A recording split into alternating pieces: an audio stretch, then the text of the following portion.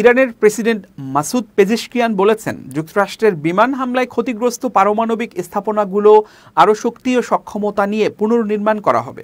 গতকাল রোববার দেশটির রাষ্ট্রীয় গণমাধ্যমে প্রচারিত এক বক্তব্যে তিনি কথা বলেন। এ সময় তিনি আরও বলেন, ভবন ও কারখানা ধ্বংস করা আমাদের জন্য কোনো সমস্যা নয়। আমরা পুনর্নির্মাণ করব এবং আগের চেয়ে আরও শক্তিশালীভাবে এগিয়ে যাব। রাষ্ট্রপ্রধান গতকাল দেশটির পারমাণবিক শক্তি সংস্থার সদর দপ্তর পরিদর্শনকালে সংস্থার ঊর্ধ্বতন কর্মকর্তাদের সঙ্গে বৈঠকে এ মন্তব্য করেন তিনি। মাসুদ পেজেশকিয়ান বলেন, ইরান পারমাণবিক অস্ত্র তৈরির পথে হাঁটছে না, বরং দেশের জনগণের কল্যাণ, রোগ চিকিৎসা ও স্বাস্থ্যসেবার উন্নয়নেই পারমাণবিক প্রযুক্তি ব্যবহৃত হচ্ছে। গত জুন মাসে যুক্তরাষ্ট্র ইরানের কয়েকটি গুরুত্বপূর্ণ পারমাণবিক স্থাপনায় বিমান হামলা চালিয়েছে।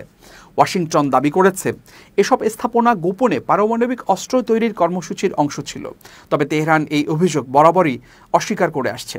হামলার পর মার্কিন প্রেসিডেন্ট ডোনাল্ড ট্রাম্প সতর্কবার্তা দিয়ে বলেন, ইরান যদি ক্ষতিগ্রস্ত স্থাপনাগুলো পুনরায় চালু করার চেষ্টা করে তাহলে যুক্তরাষ্ট্র আবারও সামরিক পদক্ষেপ নেবে। কিন্তু ইরানের প্রেসিডেন্ট সেই হুঁশিয়ারি উপেক্ষা করে দৃঢ় কণ্ঠে জানান, বিদেশি চাপ বা হামলা তেহরানকে তার লক্ষ্য থেকে সরাতে পারবে না। তিনি বলেন, আমরা প্রযুক্তি, জ্ঞান ও জনগণের দৃঢ় মনোবল নিয়ে এগিয়ে যাব।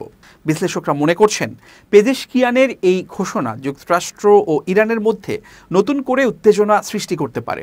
আন্তর্জাতিক অঙ্গনেও এই ইস্যুটি নতুন করে আলোচনার জন্ম দিয়েছে।